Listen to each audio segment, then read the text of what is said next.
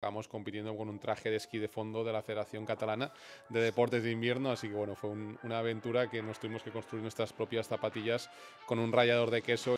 La lista fue de 100 empresas y solo una, que fue en ese momento BUF, apostó por mí y me pagó el primer trineo. Necesito el biomecánico para las salidas, necesito el nutricionista para ganar peso, necesito el psicólogo para mejorar mi rendimiento, necesito un fisioterapeuta, necesito un médico porque cada 2 por 3 estoy en quirófano, ¿no? Pues tener a mi hermano luchando contra países que tenían 5 entrenadores y nosotros un entrenador para 16 curvas fue brutal, ¿no? Conjuntamente con el salto de trampolín es el único deporte que llegas a meta o llegas al hospital. Entonces llegamos a un puente, a un andamio, les ponía el profesional el arnés, les quitaba la venda.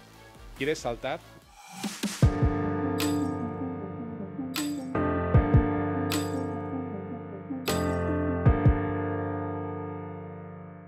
Si te apasiona el Sports Business, no puedes perderte nuestra newsletter. Cada semana entrevistas, tendencias, novedades y claves imperdibles de la industria del deporte. Suscríbete gratis en club343.com o en el enlace de la descripción de este vídeo. Y ahora sí, continuamos con el capítulo de hoy. Bueno, Ander, bienvenido al Club 343. ¿Qué tal estás? Muy bien, contento. Tenéis un buen setup aquí. Me gusta, me gusta. Lo hemos montado bien. Sí, sí. Primer olímpico que se sienta en nuestro sofá. Tienes el honor de ser el primer olímpico. Bueno, tú también tienes tu currículum, así que segundo, podríamos decir. En esa parte.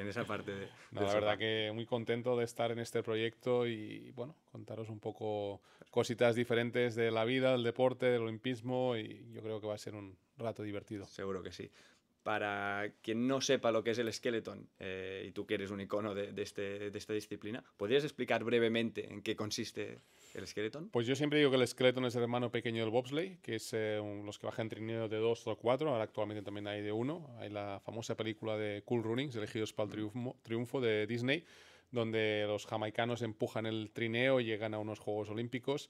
Pues el skeleton es el mismo circuito con un trineo pequeño de cabeza estirado encima del trineo, empujando como un animal y luego pilotando a velocidades de 145 km/h, y gana el que llegue a la línea de meta en menos tiempo. Así que es el hermano pequeño de los deportes de deslizamiento. Luego está el luge, que van con los pies por delante, pero ellos no tienen que recorrer nada porque ya salen estirados.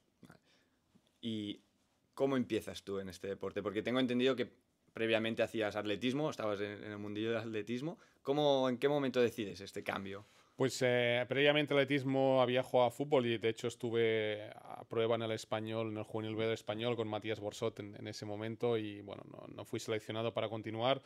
De juvenil di el salto al atletismo porque me apasionaba y soñaba un poco con ser olímpico, con la famosa película de Carros de Fuego, que las nuevas generaciones deberían verla porque es muy, muy emotiva y es difícil encontrarla en TikTok. Y bueno, campeonatos de España, campeonatos de Cataluña, alguna competición internacional, alguna Copa Europa, pero no tenía ni el talento ni la genética. Y un día, pues viendo la película de Cool Runnings, elegidos para el triunfo, pues pensé, oye, ¿por qué no pruebo el bobsleigh, no? Porque siendo rápido, me gusta mucho pilotar, me gusta mucho conducir cars, pues quién sabe, ¿no? Y bueno, fue un poco un golpe de realidad al no poder conseguir ningún apoyo económico y acabé probando el skeleton porque era individual, era más económico. Y en 2005 pues invertí gran parte de mis ahorros pues en esa aventura de me voy a probar el deporte como si fuese un campamento de invierno. Sí. Y en noviembre de 2005 Innsbruck fueron mis primeras bajadas y allí arrancó el camino. Y abriste tú el camino, ¿no? Prácticamente en España, o sea, no fuiste el primero y no había ni federación, no existía. Fue curioso este 2005.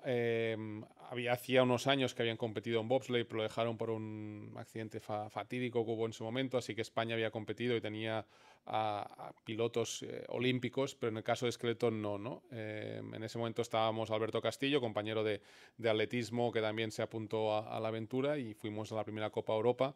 Ese 2005 en España no había Federación Española de Deportes de Hielo, todo estaba regido por la Federación Española de Deportes de Invierno y bueno, queríamos competir, no nos dieron material, no hubo ningún apoyo y acabamos compitiendo con un traje de esquí de fondo de la Federación Catalana de Deportes de Invierno, así que bueno, fue una aventura que nos tuvimos que construir nuestras propias zapatillas con un rallador de queso y salió en la prensa austríaca un poco con un titular que me acuerdo en alemán, traducido sería flamenco en la pista de bobsleigh, un poco a esa versión de los jamaicanos que llegaban a Innsbruck en ese 2005 y fue un poco pues como una aventura, ¿no? Como un Willy Fogg que intenta descubrir, soñar con, pues bueno, era probar el deporte, ver si se nos daba bien. A las semanas yo sufrí un accidente que tuve que pasar por quirófano porque casi pierdo este dedo y parecía que allí acababa. Entonces, bueno, me entró el fuego dentro y digo, no, voy a volverlo a intentar, voy a seguir. Y bueno, una cosa lleva a la otra, sueñas con estar algún día en la Copa del Mundo, cuando entras en la Copa del Mundo sueñas con ir a los Juegos Olímpicos y entras en ese camino de ir cumpliendo sueños y ir quemando etapas. Y en esa etapa inicial, ¿qué es lo que más echabas de menos? O sea, visto ahora con perspectiva, ¿qué hubieras necesitado así más importante? Muchísimas cosas. Primero información y conocimiento, porque yo había visto por internet algún vídeo y había visto las estadísticas médicas y veía que era un deporte seguro, aunque no lo parezca. Un apoyo institucional, apoyo en cuanto a material, apoyo en cuanto a tener un entrenador. Muchísimas cosas. Fue un poco bueno, voy a la playa a tomar el sol, pues no, voy a hacer esqueleto y a tirarme a 140 kilómetros por hora, ¿no? Recuerdo un amigo Óscar que trabajaba en Eurosport, Óscar González, bueno, tituló un artículo: ni el camarote de los hermanos March podrían explicar esta aventura, ¿no? En el sentido de que me fui a uno de los peores circuitos del mundo, más peligrosos, y en cada curva al entrenador que me encontraba le preguntaba, oye, ¿cómo se hace esta curva? Claro, estaban alucinando los alemanes, los suizos, uno de España apuntando, improvisando, ¿no? Improvisando, ¿no?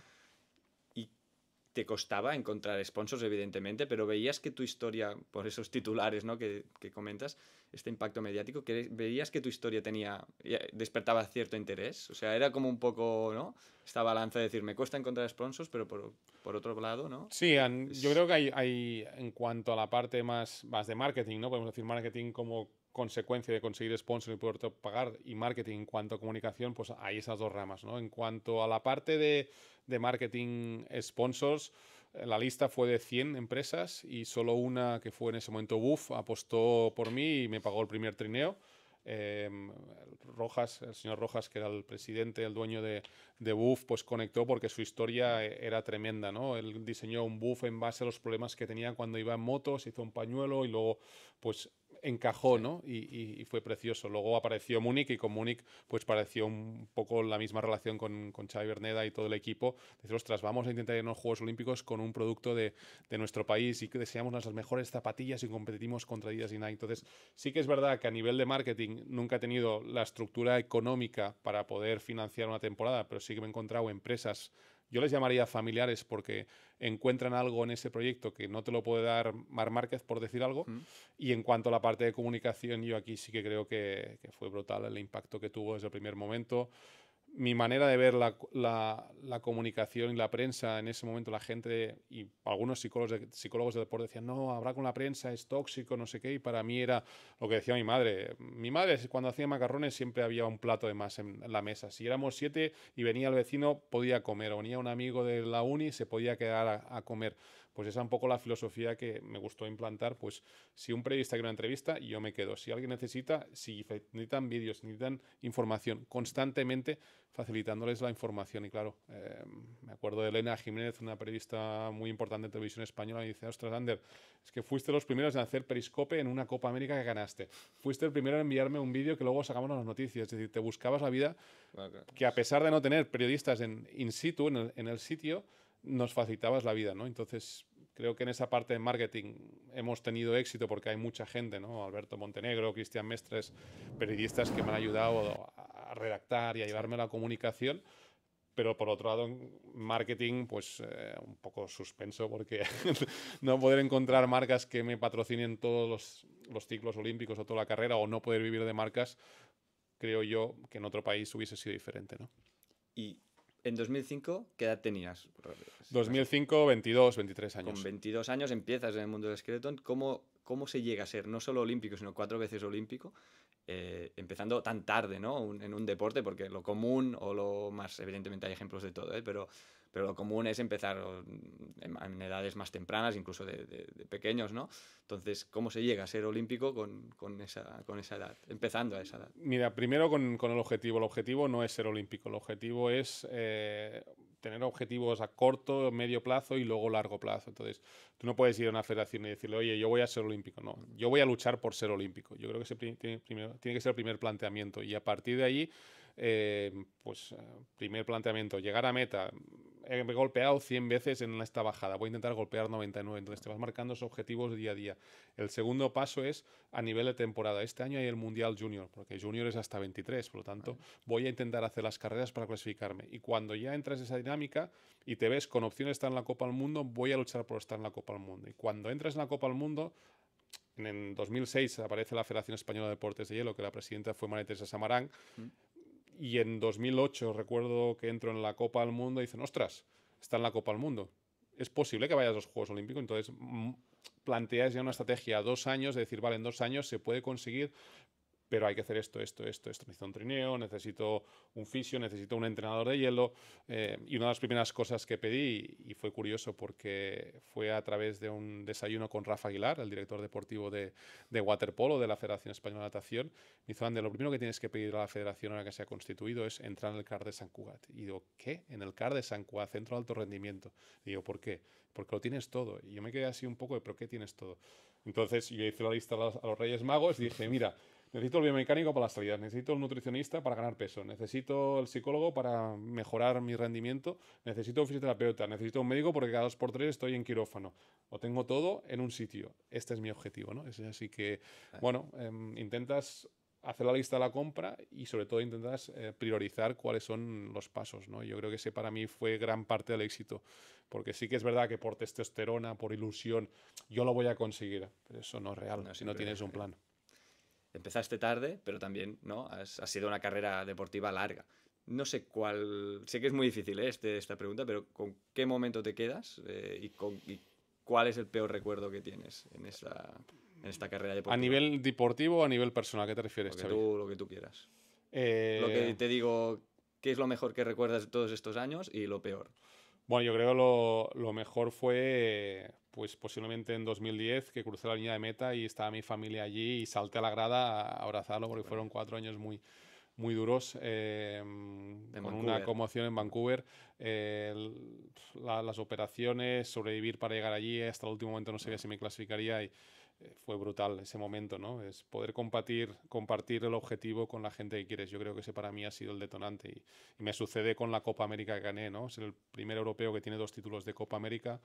La Copa América está compuesta por 8 carreras y en el primer año que la gané mi hermano era mi entrenador, ¿no? Pues tener a mi hermano luchando contra países que tenían 5 entrenadores y nosotros un entrenador para 16 curvas fue brutal, ¿no? Y quizá el momento más duro...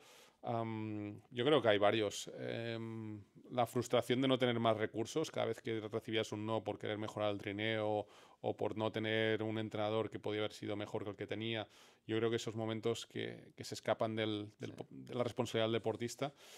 Luego otro momento fue una temporada que mi trineo lo llamé el tractor amarillo porque ya no sé qué más podía hacer porque ese trineo no iba bien y fue dura esa temporada. Y sobre todo, pues bueno, la temporada 2017-2018, que es cuando le diagnostican cáncer a mi madre y yo cada vez que viajaba no sabía si me cogería el teléfono. Entonces, claro, llamas a casa y no sabes si tu madre está en el hospital, estará muerta o seguirá con el tratamiento experimental para ver si aguanta o no. Entonces, yo creo que lo más duro del Skeleton es la cantidad de horas que pasas viajando y que tienes que dejar tu vida aquí, a tu familia, a tus amigos, por algo que tú haces y que tú has escogido, ¿eh? Es decir, yo me siento afortunado, no es una crítica negativa, pero es parte de los sacrificios que tiene que hacer un deportista. Pero repito, he sido yo el que he decidido esto, es peor el que tiene que trabajar en una mina y lo tiene que hacer para poder vivir. Sí, esto está claro. Esta es una pregunta que a mí personalmente no me gusta que me la hagan, por eso te voy a simplificar. Qué miedo. No, pero... De los 4 Juegos Olímpicos, ¿con cuál te quedas? Y esta es la que odio, porque dices, ¿bajo qué criterio? ¿No? Con todos los factores que hay. Pero yo te voy a simplificar. Concretando, deportivamente, ¿con cuál te quedas? Buah. Yo te diría una cosa de cada de los juegos, sé que no puedo hacer, así que empezaré por el último. Los últimos Juegos 2022, primero por ser el abanderado con Keral Castellet, que fue mágico, y en la parte deportiva porque no había bajado en ese circuito, los demás tenían 40 y 50 bajadas y fue brutal cómo en 6 bajadas fui capaz de adaptarme al circuito, competir dignamente, me hubiese gustado competir a otro nivel durante la pandemia con todo, fue tremendo. Y si hablamos de los otros, Vancouver porque fue el primero y parecía imposible. 2014 nos fuimos a Sochi y allí vino mi hermano de entrenador porque hubo problemas con el entrenador y sufrí diferentes situaciones incómodas durante ese ciclo olímpico y al final mi hermano fue mi entrenador, que fue también ole tú que te clasificas con tu hermano entrenador. Y el 2018 para mí, más que deportivo, pues fue el último viaje de mi madre a unos Juegos Olímpicos. Estuvo allí conmigo y cómo gestionar toda esa situación, cómo expresar las emociones, lo que significa llorar, lo que significa despedirte de una persona que aún está aquí pero que al poco tiempo no estará. Pues bueno, creo que fue un crecimiento personal y una experiencia que me permitió el cáncer, vivir como hijo de una persona o familiar de una persona que sufre cáncer, muy bonita, muy dura, pero fue más allá del resultado. Te he preguntado deportivamente, a nivel de preparación, ¿del cuáles de las 4 estás más orgulloso, más satisfecho en cuanto a la preparación? Ninguna. Ninguna, porque el problema que teníamos es que llegábamos quemados a los juegos. El objetivo era clasificarse. El caso del Skeleton es que te clasificas una semana antes de los juegos o 10 días. Por lo tanto, llegaba a la última carrera de Copa del Mundo dándolo todo, clasificándome, y cuando llegaba a los juegos mi cuerpo, pues desde tener la boca llena de llagas que no puedes comer hasta una lesión en la cadera o estar por debajo del peso 2 o 3 kilos y intentar competir con la máxima ilusión y haciendo resultados interesantes, pero no en el estado de forma que me hubiese gustado porque el objetivo era clasificarse. Y para mí es una de las cosas que más me han costado de mi vida como deportista, que al final siempre ha sido, entre comillas, el premio de los Juegos Olímpicos, cuando alguna me hubiese gustado que el premio hubiese sido competir en los Juegos Olímpicos con las mismas herramientas que los demás. Y por último, como evento, como show, ¿cuál de los 4? Buah, está difícil, ¿eh? Yo creo que Vancouver, Sochi hubo una alerta de terrorismo por la zona donde estaba, así que fue bastante duro. De hecho, sellaban los autobuses, cuando entrabas, no había manera. Pyeongchang me gustó, pero hizo muchísimo frío y no hubo casi interacción con la gente y con todo, y no fue duro. Beijing era post pandemia y allí no había nadie. Y Vancouver sí que son unos Juegos Olímpicos donde la gente en la calle te paraba. Recuerdo que cuando paró el autobús para ir a la ceremonia inaugural, había un pasillo de 500 metros formado por voluntarios que te aplaudían, te daban las manos, intercambiabas fotos, pins. Era como una villa olímpica, pero en medio de todo el mundo, es decir, que te relacionabas con la gente, y yo creo que eso fue una maravilla. Aparte de ver el circuito Vancouver más peligroso del mundo con 5.000 personas allí gritando. Yo cuando acabé mi carrera bajé andando hasta el autobús porque quería disfrutar de ese ambiente, ¿no? Claro. Y después llega la retirada, ¿no? ¿Cómo afrontaste este momento? Clave para los deportistas. Porque... Yo creo que es el momento más duro del deportista, porque igual la gente no es consciente, ¿no?, de lo que significa una lesión. Una lesión significa parar y no sabes cuándo vas a volver. Una lesión, tú has tenido cruzados como yo, pues igual son 6, 8 meses, ¿cómo volverás? Hay una incertidumbre, hay un agujero negro. Cuando te retiras, ese agujero negro se multiplica por 3, por 4, por 6, porque si no te has preparado, y aunque te hayas preparado, no sabes lo que vendrá, ¿no? Es decir, yo siempre lo digo, un deportista vive una microvida dentro de su vida. Es decir, nace, gatea, es un adolescente, madura y se jubila o se retira como deportista. Y tenemos todas esas fases. Pues cuando eso sucede, cuando uno se jubila o se retira de todo lo que ha hecho durante tantos años, es que ahora tengo que empezar desde cero o casi cero, a hacer algo que no he hecho nunca. Que igual no me gusta, que igual no soy tan bueno, que igual no soy tan competitivo, que no sé cómo hacerlo porque hay gente de mi generación que ya lleva 10 años haciéndolo, y eso es muy, muy duro. Entonces, en mi caso, pues fue una decisión complicada porque era 2022, yo creo que tenía gasolina para un año o quizá 2. El mundial era en St. Moritz el año siguiente, tenía el récord de velocidad punta en un circuito que se me daba bien, quería batir mi mejor resultado en un mundial. Pero cuando me senté con la federación expuse las dos opciones. Mira, puedo aguantar un año más y luego vemos si hacemos el ciclo olímpico, o doy un paso al lado y mi presupuesto sirve pues para buscar nuevos deportistas. Con el impacto mediático de la retirada podríamos hacer una buena campaña de comunicación. Yo creo que vale la pena intentarlo, ¿no? Y bueno, así fue un poco el salto. Me despedí de Beijing sin saber si eran o no mis últimas bajadas, que por un lado es incertidumbre, por el otro lado es la vida y arrancó un proyecto muy bonito porque al mes y medio estamos diseñando la estrategia pues, para encontrar nuevos pilotos de Skeleton.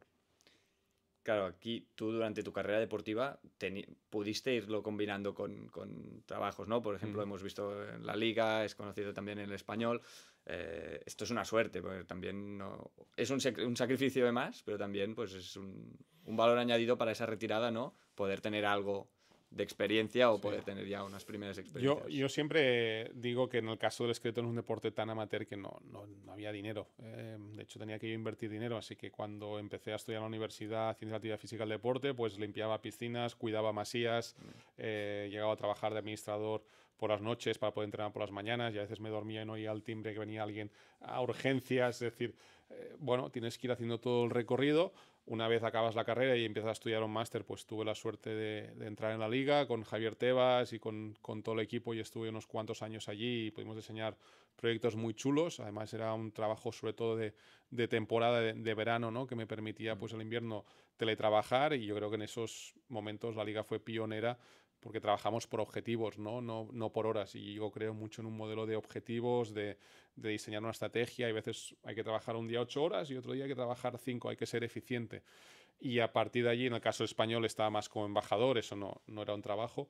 Pero sí que he intentado pues, estudiar, formarme, pues 2 másters, el trabajo en la liga, porque lo necesitaba para poder pagar mis cosas. Por lo tanto, vas viendo un poco qué te gusta, qué no te gusta. Y para mí es una universidad de la vida el trabajo. Y yo creo que a nivel de gobierno, si yo pudiese hablar, ojalá tuviésemos ministro de deporte, pero no existe esto. Así que si pudiese hablar con el presidente del gobierno, estuviese viendo el club, le diría que uno de los proyectos que tiene que hacer para los deportistas de alto rendimiento es la inserción en empresas. Es decir, que pudiesen tener un aperitivo y que cada semana pudiesen dedicar 4, 5, 6, 8 horas a trabajar de algo que les guste, porque al final un deportista necesita su descanso, necesita sus horas, pero hay muchas horas donde tú puedes dedicarle tiempo a estudiar o a tener esa experiencia laboral que a las empresas les va muy bien, porque un deportista aporta muchísimas cosas que no tiene una empresa y una empresa puede ayudar al deportista a desconectar de su deporte y a formarse pues, para cuando llegue el salto al vacío que le llama mucha gente. Y le quita mucho estrés también al deportista porque te vas comparando inconscientemente con gente de tu generación, compañeros de escuela o universidad y vas viendo que te sacan mucha ventaja a nivel laboral y que tu vida, como comentabas, se acaba, deportiva se acaba y vas a volver a empezar casi desde cero. Entonces esto evidentemente es gran ayuda para los deportistas. No, yo creo que tenía que ser un modelo igual que el tema de las universidades. Creo que aún estamos años luz de lo que debería ser, ¿no? Con los deportistas de alto nivel creo que tendrían que tener un programa donde se les adapte curricularmente los exámenes. No, es que ha acabado el periodo de evaluación, tengo que ponerte una nota. Ya, pero es que si yo estoy haciendo Skeleton 3 meses y cierras las actas, por decir algo, el 17 de febrero y llego el día 1 de marzo, no, vete a septiembre, no, ponme el examen en marzo y luego ya me pondrás la nota en el currículum de febrero. Entonces yo creo que aún hemos de evolucionar mucho y ayudar a los deportistas, no facilitar ni regalarles nada, sino claro, hay que adaptarse. Adaptarse, esa sería la palabra. Ahora, como director deportivo, ¿no?, de la Federación Española de Deportes de Hielo, ¿cómo definirías tu rol? ¿Cuáles son las áreas de tu trabajo? Bueno, estoy como director deportivo y como entrenador, porque al final la estructura que tenemos en la federación, donde hay la Federación Española de Deportes de Hielo, donde tenemos hockey hielo, patinaje, curling y en mi caso los deportes de deslizamiento. Tenemos bobsleigh, skeleton y luge. Luge no está activa, pero sí que en bobsleigh y en skeleton hay una parte ahora en estos meses de verano donde hay más la organización y la posibilidad de organizar y preparar la estructura, y luego en invierno estoy más como entrenador. Entonces, responsabilidades, pues al ser una federación, entre comillas, pequeña, toca hacer todo, ¿no? Tengo mucha suerte del director general, que es Xavi Cherta, y me facilita pues la información y trabajamos mucho en equipo pues por el tema de presupuestos, para el tema de presentar pues informes al CSD para pedir una ayuda. Es decir, hay una parte más burocrática que quizás estoy menos acostumbrado porque me toca más el terreno de campo, pero hay que hacerla igualmente, ¿no? Entonces, haces muchísimas cosas. Sí que es verdad que a nivel de marketing y comunicación tenemos personas, por lo tanto, esa parte me libero bastante y me encargo más de la parte deportiva, que es donde disfruto, y la parte más política institucional de ir a Madrid.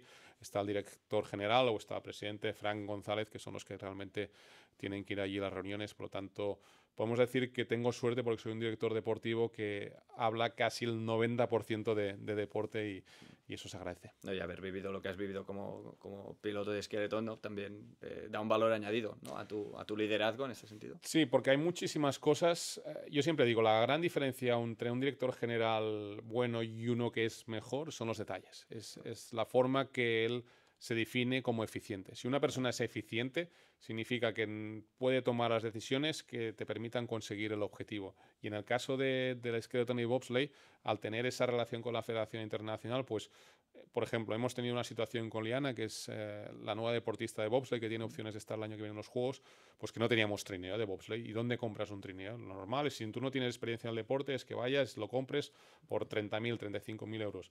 Pues gracias a los contactos, a la experiencia, hay un proyecto de Asia donde está Tailandia, donde está Corea, que han volado desde Corea hasta Canadá con varios trineos. Pues les hemos alquilado un trineo a ellos por un precio simbólico con el mecánico y entrenador, cuando hubiese sido imposible en otras condiciones. Y luego la Federación Internacional ha sacado un programa donde hemos alquilado otro trineo para el Campeonato del Mundo y para la gira europea. Entonces, bueno, que parece una chorrada, No. pero claro, si no tienes un trineo no puedes competir, y tienes un trineo que esté bien. Y bueno, hay mucho, no mal rollo, pero sí hay cosas subterráneas que pasan en el deporte, como pasa, no, te vendo un trineo por, este vale 30 por 15, y luego lo ves y está destrozado por dentro, ¿no? Y bueno, hay que ir con mucho cuidado. Pero sí que creo que los detalles a la hora de trabajar, para mí, son los que marcan la diferencia. Y ahora mismo, ¿de cuántas fichas federativas estamos hablando? Pues hablo de mi, Sí, de tu área. mi área. Sí. Estamos en Bobsleigh, tenemos a Liana, ¿Vale? y luego en Skeleton tenemos actualmente entra una chica, es decir, podemos decir 3 chicas de Skeleton y tenemos 4 chicos de Skeleton. En total somos 7, más Liana, 8 licencias. Y el año que viene, bueno, creo que ya menos de un año, ¿no? Porque es en febrero, están los Juegos Olímpicos de Milán Cortina. ¿Cómo se planifica una temporada así? ¿Cómo está planificada la temporada Pues mira, en estos momentos estamos valorando cuál puede ser el presupuesto del 2025, y a partir de allí hay una parte que va destinada a material, que para mí es muy importante, porque si hay que cambiar piezas del trineo, evolucionar, etcétera, etcétera. Luego la segunda parte que me encargo yo, es hacer un scouting de todos los rivales de Liana y de los chicos y las chicas de Skeleton para ver dónde ellos son fuertes, en qué circuitos, porque la clasificación para los juegos va por puntos. Es decir, tú vas a un circuito y si acabas el 15, sumas X puntos. Si acabas el 10, sumas más puntos. Entonces yo tengo que escoger las mejores 7 carreras de mis deportistas para poder clasificarlo. Entonces, claro, si no han bajado nunca en Canadá, y yo los llevo allí, posiblemente quedarán en la parte de atrás, sumarán pocos puntos.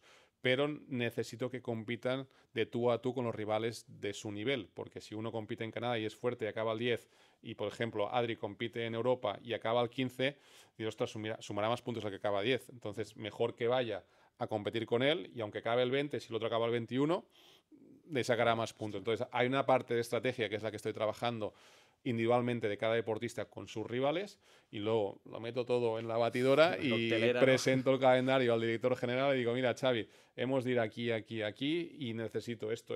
Pues tenemos este presupuesto, pues ¿cómo lo hacemos? Y ahí empieza el puzzle. Y has quedado un poco, Xavi. Estaba pensando como un room escape de la vida. No, sí. A mí me gusta mucho lo de director deportivo, porque me recuerda mucho al Football Manager. No sé si tú has jugado al PC Fútbol o al Football Manager. A mí eran los juegos que me encantaba, y empezabas con el PC Fútbol, que era muy simple, y ahora el Football Manager puedes cerrar hasta la comisión que se lleva el representante al firmar por este club.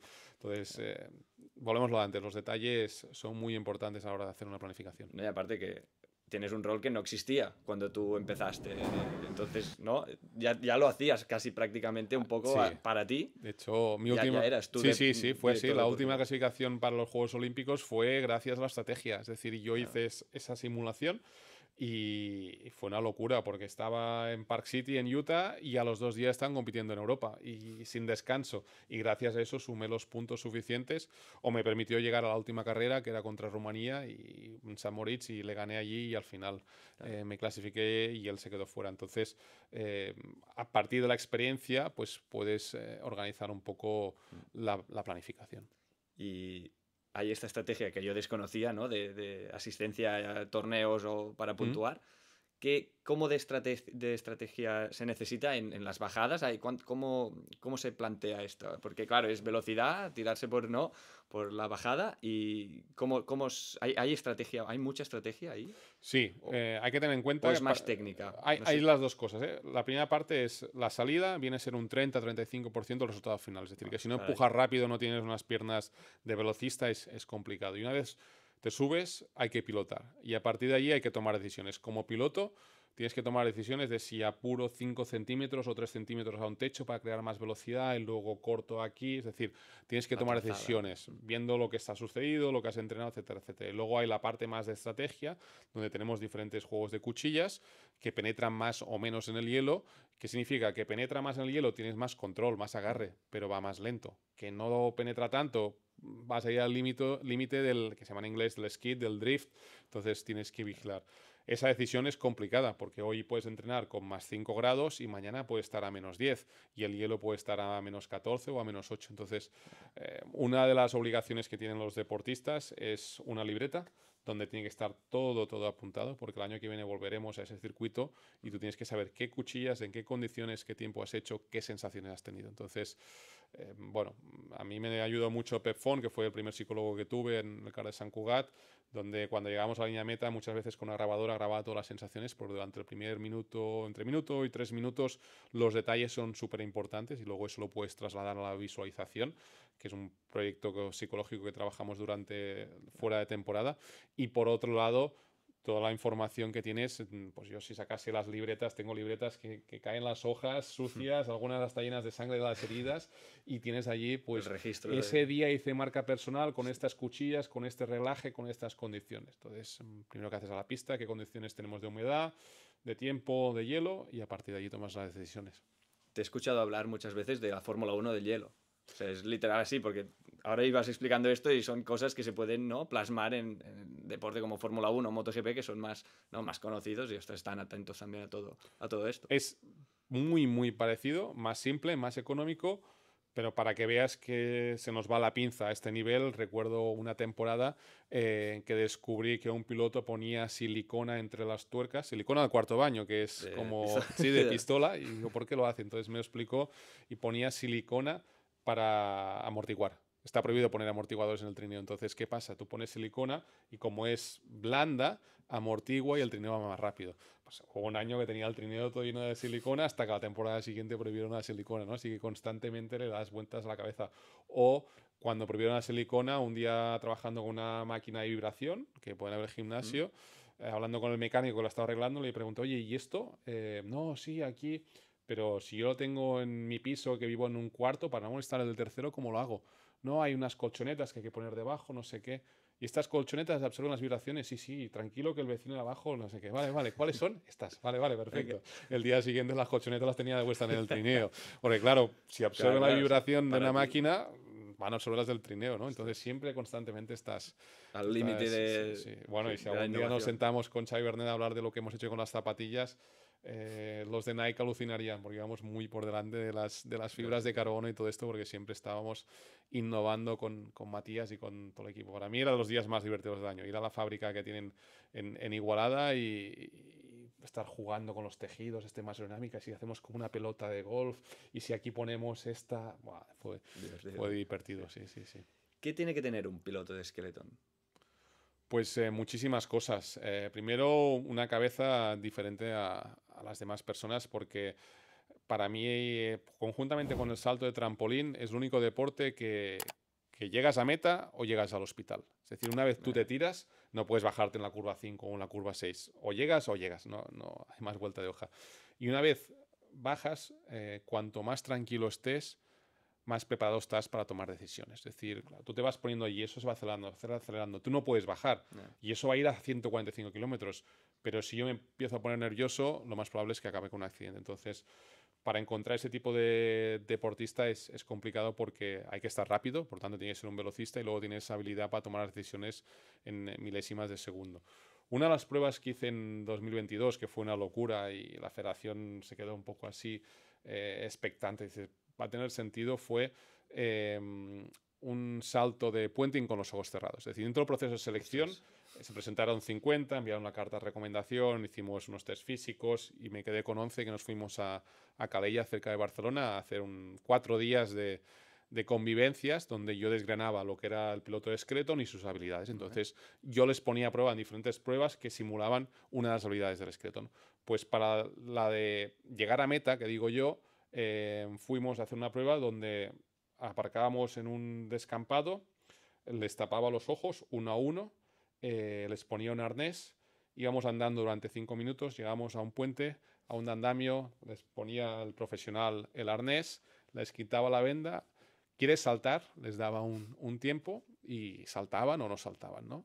Entonces, no es una prueba definitiva, pero sí que el lenguaje no verbal me daba la información de decir, ostras, si una persona se lo piensa mucho, tengo que ir con cuidado cuando vaya al hielo por primera vez, ¿no? O si una persona se tira y me dice, quiero volver a saltar, significa que tiene algo diferente, ¿no? Pues las personas que saltaban por segunda vez, les daba una piedra, marcábamos al final del puente derecha e izquierda y yo les daba una orden, derecha e izquierda, porque el siguiente paso era, en situación de riesgo, será capaz de seguir las indicaciones de seguridad que le he dado. Entonces saltaba, derecha, derecha, izquierda.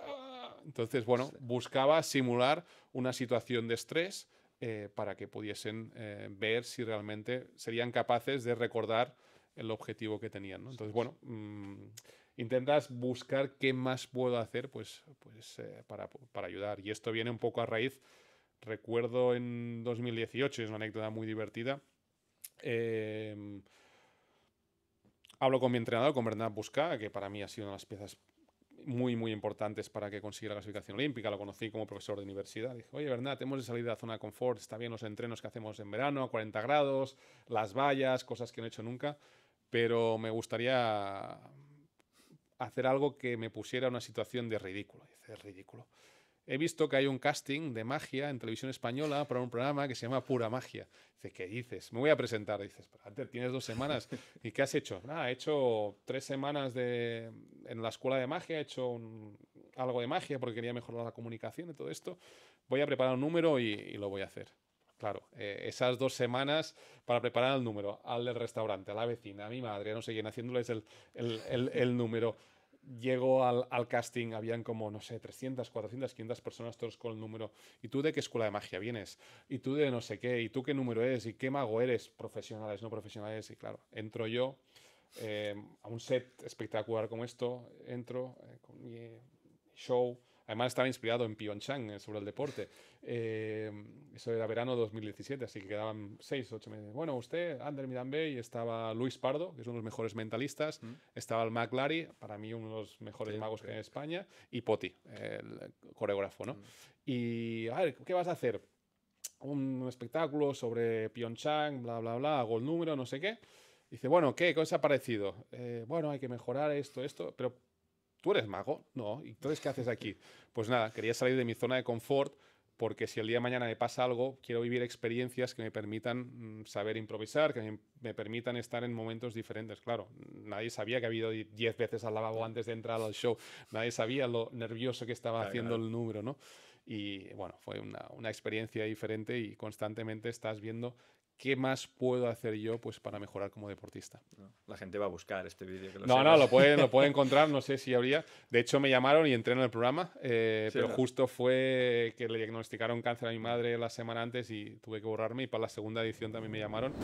Me quedé con las ganas, pero sí, si Televisión Española tiene los castings, me puede encontrar y tengo la foto también en algún sitio. Es decir que, bueno, yo siempre lo digo, como deportista tú tienes que hacer las cosas que te tocan, pero siempre tienes que estar pensando qué más puedo hacer para mejorar. Y como director deportivo, pues esta temporada olímpica hay algunas sorpresas para los deportistas y si me lo aprueba la federación buscaremos qué más puedo hacer para que mis deportistas sean mejores pilotos.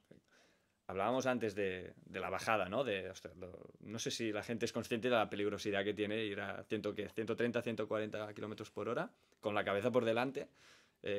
¿Cuáles son las lesiones típicas del esqueleto? O si hay alguna que sea más representativa que Bueno, otras. yo el récord, yo he llegado a coger, creo que son 143, casi 145 kilómetros por hora y principalmente son golpes, contusiones, alguna clavícula te puede romper, si tienes la mala suerte de golpear con la cabeza alguna conmoción, conmoción sobre todo por el tema de vibraciones, porque el hielo es liso, pero muchas veces está tan desgastado que es como si estuvieses en un camino de carro, ¿no? Entonces acabas mareado. Ya no es como antes que podían haber accidentes muy graves. La seguridad evoluciona mucho, por lo tanto, parece más de lo que es cuando se ves de fuera, pero sí que es duro. Acabas reventado, 2 bajadas al día y no puedes hacer más por el pico de adrenalina, por la exigencia de la concentración, por la presión de la cabeza. Ponte allí a sufrir más de 5Gs, más que un avión de combate. Es decir, acabas roto. Lo estás vendiendo bien, ¿eh? Ahora. No, es la realidad. Tiene No, un está punto claro. de adrenalina mágico y también lo digo. Yo cuando pongo el casco, pues se puede acabar el mundo, que soy el hombre más feliz del mundo. Es decir, cuando me han operado, que en ese momento piensa en algo feliz, no vas a pensar en novia, piensas en tu mejor bajada, ¿no? Es decir, que muchas veces esa sensación de he saltado en paracaídas, tengo el título de submarinismo, pero no hay nada que te llene esa sensación de es que no tienes frenos. Eres tú, el hielo y la magia del deporte, ¿no? Yo digo muchas veces que el esqueleto es un arte. Es decir, es imposible hacer siempre la misma bajada. Por lo tanto, tienes que sentir lo que sucede y pilotar y volar, ¿no? Cuando veo a Fernando Alonso o a Carlos Sainz, ostras, que son artistas, ¿no? Cómo manejan esos coches. Y nosotros lo vemos como un deporte, pero cuando lo ves desde dentro, cómo el coche está perfectamente preparado para dar ese kilómetro más por hora, ¿no? Y hay una parte magia, arte, que yo creo que es lo que a veces echo de menos en nuestro deporte, ¿no? Nos quedamos con el resultado y nos olvidamos del arte. ¿Qué situación está ahora mismo España en skeleton y bobsleigh, ¿no? ¿Hay instalación propia? Creo que hay una pista, ¿no? de arranque o... Pues a día de hoy la pista de arranque la construimos durante la pandemia. Es digamos, una pista Lego, porque son piezas de 2 metros que el objetivo era poderlas montar en cualquier plaza. Si la quieres montar en la Plaza España, la puedes montar allí y hacer una exhibición. Antes estaba en el CAR de Sant Cugat, la fuimos a Madrid porque allí tenemos las posibilidades de tener y tenemos los deportistas y todas las facilidades. Y un circuito va a ser imposible. De hecho, ahora ya como vicepresidente y siguiendo las instrucciones del presidente de la Federación Internacional, pues la última pista que se va a construir va a ser la de Milano Cortina, que hoy se inaugura. Y la verdad es que no tiene sentido montar una pista que vale 100 millones de euros porque no la amortizas. Entonces hay que ser prácticos. Y yo creo que el deporte, cuando hablamos de instalaciones deportivas, tiene que ir en esa dirección, en amortizar. Recuerdo sostenibilidad, ¿no? Recuerdo que la Eurocopa de Austria, las gradas y mitad del estadio se puso en otro sitio, y en cuanto a Juegos Olímpicos, la palabra legado tiene que ser clave, ¿no? Tiene que haber una instalación que el día de mañana se pueda reutilizar. Y de hecho, la normativa del COE permite, del Comité Olímpico Internacional, permite que las competiciones también se puedan hacer fuera del país. En los últimos Juegos de París hemos tenido surf en Tahití, si no recuerdo mal. Bueno, y el caso de skeleton y bobsleigh, si tuviésemos los Juegos Olímpicos en España, podríamos ir a La Plagne, podríamos ir a Italia.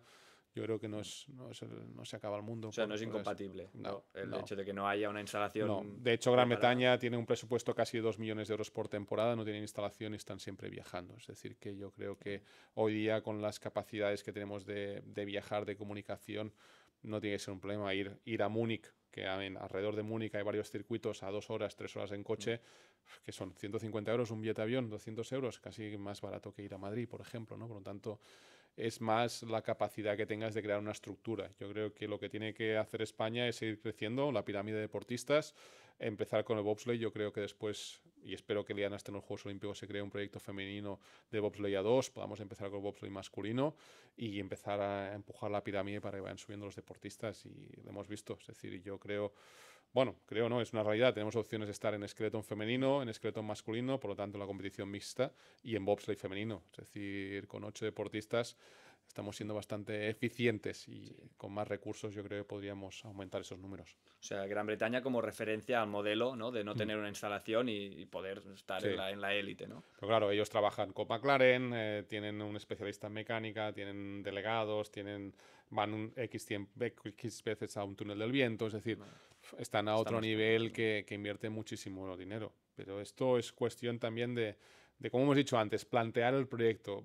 ¿Por qué no podemos vincular a las empresas españolas al deporte español? Es decir, ¿por qué Skeleton no puede ir a un túnel del viento, que tenemos alguno en España? ¿Por qué no podemos conseguir una empresa de materiales que nos haga el traje?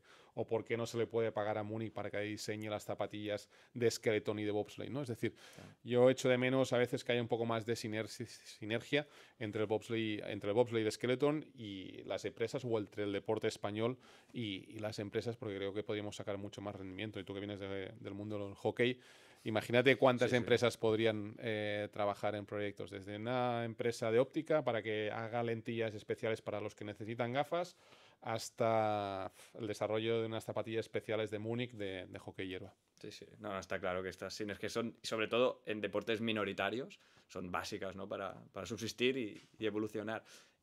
No sé cuál es el referente mundial. ¿De qué país es referente mundial a nivel de Skeleton? Yo diría Alemania, porque tienen 3 circuitos y allí cada tarde tienes chavales haciendo skeleton y bobsleigh, entonces tiene un modelo muy competitivo de clubes y está muy bien. Luego tienes modelos que han fracasado, como el de Canadá, que tuvieron los Juegos en 2010 y a los 8 años no quedaba nada. Tenían 2 pistas, una en Calgary y ahora queda la de Vancouver, pero no hay un proyecto deportivo, y España actualmente está ganando a Canadá en algunas carreras, en el masculino. Y luego ves Estados Unidos, que va a tener que reinventarse para ser competitiva de cara a los Juegos Olímpicos del 2034, ¿no? 30 es Francia, 34 están en Park City, en Salt Lake City, ¿no? Así que Alemania, porque tiene infraestructuras, pero Gran Bretaña tiene un proyecto de selección muy interesante, está vinculado a la Universidad de Bath. Volvemos un poco a lo de antes, es decir, creo que las federaciones de España no pueden ir solas, tienen que ir acompañadas de universidad, tienen que ir acompañadas de empresas, porque es la única manera de dar un salto de calidad en el deporte olímpico. Con esta diferencia con estos países, y también teniendo en cuenta lo que has dicho al principio de la entrevista, ¿no? De que ibas a los Juegos Olímpicos, no a competir, por desgracia. ¿Crees que de cara al año que viene, no en Milán Cortina, pues se irá a los Juegos Olímpicos o se podrá ir a competir? Yo creo que tal como está planteada la estrategia en la temporada, vamos a tener que sacrificar las 40 bajadas que nos dan al mes de octubre para sumar puntos. Entonces ya es un lastre, tanto en bobsleigh como en skeleton. Y hablando con Liana, que tiene opciones, me decía, no, yo quiero ir allí. Y digo, ya, Liana, pero es que si tú vas a Italia a hacer estas 40 bajadas para preparar la competición olímpica, no vas a poder entrenar en Canadá. Y si no entrenas en Canadá, pones en riesgo tu clasificación. Entonces, el nivel de los deportistas y de recursos tendría que ser otro, pues, para poder alcanzar todo. Y es frustrante, pero es la realidad. Eso no implica que cuando estemos allí, estoy seguro que van a ganar a muchos, pero no podemos hablar de medalla porque no es la realidad. De hecho, Liana, hay que trabajar la salida, la velocidad. Tenemos a Pedro Jiménez, que es el entrenador de Bruno Hortelano y que es uno de los mejores científicos de velocidad, que lleva toda la parte de preparación física a los deportistas, y tienes que venirte 1 mes y medio porque tú has hecho pesas, has trabajado, pero nadie te enseñaba a correr. Entonces, si no sabes cómo correr, y bueno, son debates muy interesantes, igual que si entramos en el mundo del fútbol, ¿cuántos equipos de fútbol tienen un entrenador de atletismo que les enseña a correr? Y están todo el día corriendo detrás de una pelota. Sí, sí. Y te vas a Estados Unidos y todos los equipos de fútbol americano tienen un entrenador de atletismo para enseñarlos a correr, ¿no? Entonces te vas a ver estas realidades, y cuando la pregunta es, ¿vamos a ir a los Juegos Olímpicos a luchar por una medalla? No, porque aún hay que dar muchos pasos, ¿no? Y el primero de ellos es clasificarse. Perfecto. Pues, Ander, ha sido un placer tenerte aquí. Estaremos atentos a esta temporada olímpica que tenéis por delante, un reto brutal, y que desde aquí pues os estaremos apoyando. Y nada, esta es tu casa. Aquí cuando ya haremos otro episodio. Hay que hacer otra, después, porque han quedado temas. Posjuegos, y volvemos a hablar de todos los temas que han quedado pendientes. Y nada, muchísimas gracias por venir. Ha sido un placer. Gracias, Xavi. Y recordar, si queréis estar al día de todo lo que sucede en la industria del deporte, os invito a suscribiros a nuestra newsletter gratuita del Club 343, que encontraréis en el enlace del comentario fijado.